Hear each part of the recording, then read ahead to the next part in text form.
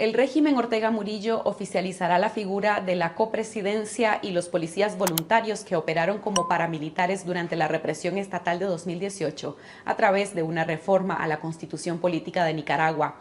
El régimen además impone la bandera rojinegra sandinista como símbolo patrio, manda a reformar el periodo presidencial, que no sería de 5 años sino de 6, y elimina la independencia de los demás poderes, formalizando el poder absoluto presidencialista. Esta será la ocasión número 12 en que Ortega reforma la Constitución desde que asumió el poder en 2007, pero en esta ocasión se trata de una reforma total en un centenar de artículos de la Carta Magna. Entrevistamos a Azalia Solís, abogada constitucionalista, y a José Antonio Peraza, miembro del Consejo Político de la Unidad Nacional y del Directorio de la Concertación Democrática Nicaragüense Monteverde, para analizar a fondo los cambios sustanciales de esta reforma constitucional. Gracias, Azalia y José Antonio, por esta entrevista. Azalia, se establece con esta reforma la copresidencia y los copresidentes podrán nombrar vicepresidentes. ¿Cuál es la necesidad de esta reforma? ¿Existen acaso modelos de copresidencialismo en otros países? Pues parece que ellos son muy creativos, ¿verdad? Creando esta figura de la copresidencia. Creo que deben de tener problemas en relaciones de poder político entre ellos y se están inventando esto para resolver el tema de la sucesión.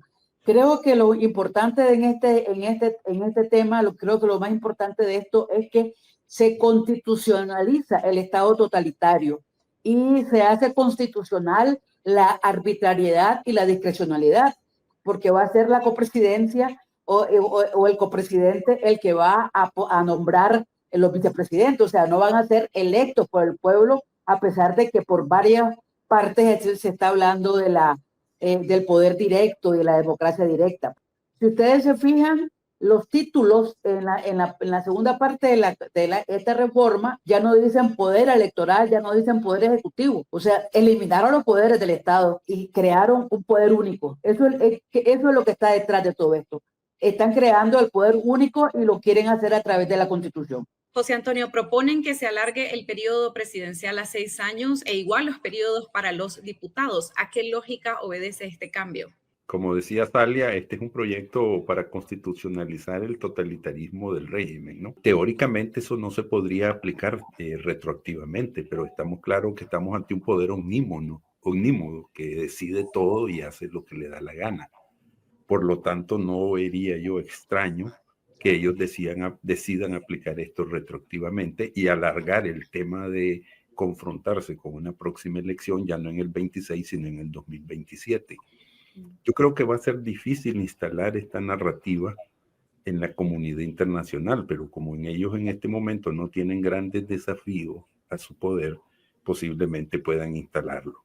Pero creo que va a ser difícil que esa narrativa, principalmente, digamos, por las excentricidades dictatoriales del régimen, que cree que puede hacer cualquier cosa en cualquier momento. Lo que está aquí en el fondo es cuál es el poder que le corresponde a doña Rosario, esperando, porque también la misma reforma dice que una vez que fallezca uno de los copresidentes, asume y se mantiene en la presidencia el que sobrevive, que en este caso estamos claros que sería doña Rosario Murillo. Azalia, ya lo mencionabas, en el artículo 3 de la reforma se introduce una supresión de los otros poderes del Estado y los nombra como órganos, o sea, elimina la independencia de dichos poderes. ¿Qué va a significar esto en la práctica? Bueno, yo creo que en la práctica ya ellos lo han hecho. Ahora lo están poniendo directamente constitucional, ¿verdad? Pero además están constitucionalizando, y yo quiero que lo tengan presente, la arbitrariedad y la discrecionalidad las están convirtiendo en constitucionales. Precisamente la reforma también busca suprimir oficialmente la autonomía municipal, Azalia. Pero además yo quisiera que también tomáramos en cuenta que ellos constitucionalizan la apatridia en el artículo 17. Están legalizando el Estado totalitario, están legalizando el poder único, están legalizando, según ellos, en orden constitucional la apatridia. Esos son elementos importantes, ¿verdad? Y están negando los derechos humanos, los tratados importantes de derechos humanos que estaban establecidos en el artículo 46 y en el 71, o que siguen estando establecidos. José Antonio, ¿y para qué elevar a nivel de símbolo patrio la bandera rojinegra del Frente Sandinista y además declarar el Estado como socialista? Bueno, es la misma retórica, ¿no? De que nada puede estar fuera del partido, todo tiene que estar controlado desde la presidencia de la República, donde se juntan todos, ¿no? Se junta el partido, se junta el Estado y se junta la familia. Y por lo tanto, la bandera del partido y de la familia es la rojinegra y por lo tanto es un símbolo patrio. Esto obedece un poco a las excentricidades de esta familia, ¿no? Y principalmente de doña Rosario. Lo que pasa es que ya estamos en una cosa donde el poder omnímodo dictatorial cree que puede hacer todo. Solo falta que un día también pongan en la Constitución, que lo harán cuando muera Daniel Ortega, que es un héroe de la patria, que es el fundador de la nación, y así sucesivamente. O sea, estamos en un paroxismo digamos, dictatorial, donde ellos creen que pueden hacer cualquier cosa y que todo el mundo tiene que tolerar eso. Definitivamente estamos pasando por uno de nuestros periodos, digamos, constitucionales y legales y dictatoriales más oscuros posiblemente de nuestra historia. ¿Y cuáles van a ser las principales repercusiones para el ejército de todas estas reformas constitucionales? Bueno, yo creo que también ahí hay que recordar que en el 2007 el partido de Alemán les otorgó la reforma a la ley de organización del Estado, del Poder Ejecutivo. Y allí se eliminó tanto el Ministerio de Defensa como el Ministerio del Interior entre la presidencia y la policía o el ejército. Entonces yo creo que aquí lo que están constitucionalizando es esa reforma. En la práctica, Avilés y los mandos de la policía han entregado completamente al margen de la ley todo el asunto. O sea, en el 2008, 2009, 2010, ya en la policía aparecían las banderas roja y negra. Lo que están constitucionalizando es lo que han hecho, de hecho, en todo este tiempo. Ahí hay unos elementos también bastante complicados. Hablan del orden multipolar. Yo creo que de cierta manera están queriendo hacer viable la relación con China y sometiendo el orden político de Nicaragua a esas decisiones del mundo multipolar de la cual ha hablado China, porque ellos lo ponen ahí, ponen ese concepto ahí en la Constitución. Están preparándose para alguna persecución más a la Iglesia Católica o a la Iglesia evangélica, porque hablan ahí de que supuestamente hay libertad de religiosa, pero que no puede haber un sometimiento a ninguna poder extranjero, es decir, léase el Vaticano, podríamos estar hablando del Vaticano. A mí me da la impresión que la mentalidad de guerra que ellos tienen, ¿verdad? Ellos están avanzando para que en el momento que haya alguna negociación, decir, hasta aquí llegamos y les damos esto, vamos a cambiar esto, pero hasta aquí llegamos. Hay una lógica de este sentido. Resolver el problema sucesorio, pero también preparar condiciones subiendo la parada para en el momento que venga una eventual negociación no bajarse de ahí. José Antonio, ¿qué reacciones podemos esperar de la ciudadanía? Bueno, yo creo que en este momento casi ninguna, ¿verdad? El poder es omnímodo y lo que están haciendo demuestra que prácticamente dentro del territorio nacional pueden hacer casi cualquier cosa. Lo que sí va a ser difícil es que esto, digamos, sea asumido por la comunidad internacional, porque definitivamente esto no es una reforma parcial, es total. Y cada artículo tiene algo escondido que hay que revisarlo artículo por artículo, ¿verdad? Para los constitucionalistas, yo como politólogo, a mí lo que más me interesa no es eso, que es importantísimo. Lo que más me interesa es los cambios de correlación de poder. Y yo diría que la correlación de poder, básicamente, lo que ha pasado ahí es lo siguiente. En vez de mandar uno, van a mandar dos. Ellos van a poder elegir vicepresidentes que ellos los van a determinar para premiar, digamos, a los que están ávidos de ascender y que saben que no pueden llegar a la primera magistratura. Eso es para darle a sus colaboradores y en algún momento posiblemente a su hijo. Además, dicen que si faltan los dos copresidentes, puede asumir el presidente de la Asamblea Nacional, que posiblemente sea el puesto que va a ser destinado para Laureano, al igual que Luis Somoza.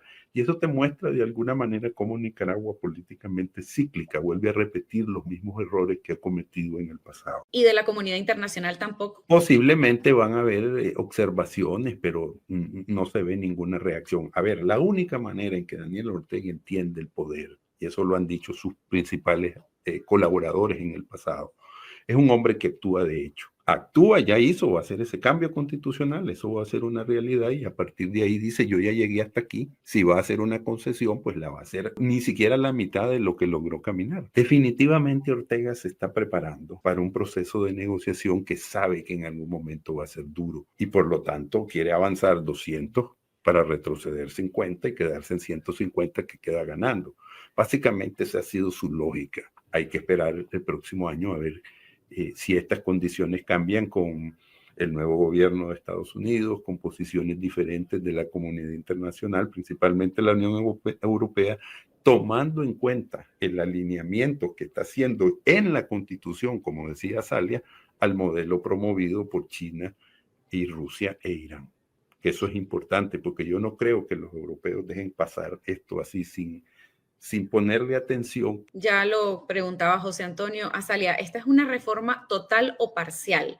Y entonces, según la respuesta, ¿se necesitaría o no una asamblea constituyente electa? Efectivamente hay una reforma total en principios que están establecidos originalmente en 1987 cuando se aprobó la Constitución Política, pero también anterior a esto, en 1979 existió el Estatuto Fundamental y el Estatuto Fundamental establecía una serie de conceptos que ahora ya lo quitaron. Los han venido quitando, pero en esta sencillamente los eliminaron. Como decía yo, el artículo 46, ¿verdad? Los tratados de derechos humanos, la amplitud de la nacionalidad. Y Nicaragua tenía la virtud de que ningún nicaragüense era pátrida, porque podía ser que nacieras en Nicaragua o que nacieras en el extranjero, de padres nicaragüenses o de padres que originalmente fueron nicaragüenses. Es decir, la lógica que tenía esa constitución es que no hubiese nadie con ningún vínculo nicaragüense que tuviera el riesgo de ser apátrida. O sea, era una constitución absolutamente garantista. Y ahora esto sencillamente lo eliminaron. O sea, todos estos elementos están por ahí fuera.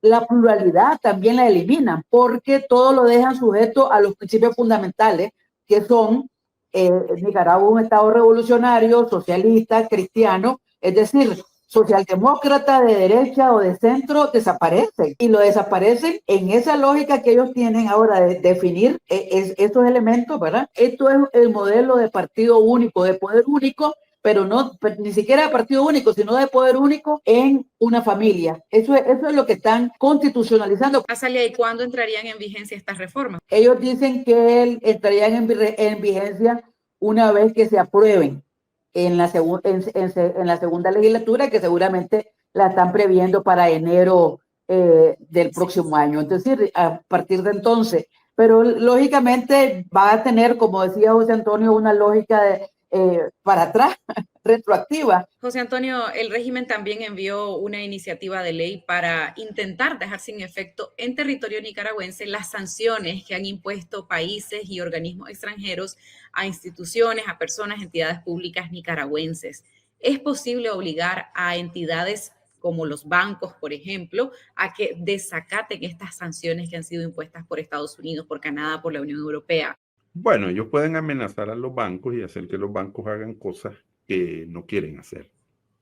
Pero yo no veo a los banqueros, digamos, haciendo cosas que los separe, o por lo menos que los saque del círculo, digamos, de los bancos rectores en el mundo, que básicamente están en Estados Unidos. ¿Cómo se va a resolver eso? No lo sabemos, pero eso demuestra el avance dictatorial y de control, que quiere decir que ellos posiblemente también tienen un esquema para abordar el tema de los bancos. Y hay que estar claro de que la dictadura quiere crear un sistema económico donde no estén presentes, digamos, las antiguas familias o los antiguos grupos económicos. ¿Cómo se va a materializar eso? No lo sabemos, pero es evidente que esa es la lógica. Definitivamente Nicaragua es un país demasiado dependiente y demasiado pobre para evitar, digamos, desligarse de ese tipo de cosas. Si Rusia, que es Rusia, y China, que es China, no pueden obviar ese tipo de cosas. Ahora Nicaragua, que es un país súper dependiente, que tiene más de 1 millón de personas viviendo fuera, donde depende totalmente de las remesas. ¿Qué haría, por ejemplo, Ortega si mañana Estados Unidos eliminara el número SWIFT para hacer transferencias a Nicaragua? ¿Cómo llegarían las remesas? De un día para otro podría tener dificultades en recibir 5.000 millones de dólares.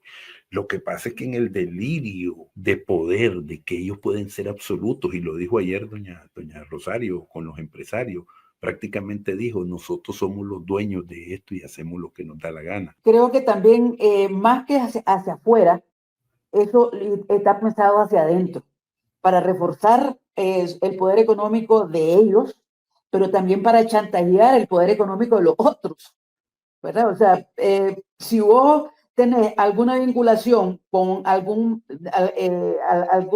o decís en un Twitter o en Facebook, me parece bien que Suiza haya decidido esta sanción, entonces, bueno, te chantajeando con que vas a ser procesado por traición a la patria y por lo tanto, pues vas a ser confiscado y todo lo demás. Yo creo que más bien es un asunto, es una carta de negociación hacia su poder político y económico hacia adentro de Nicaragua.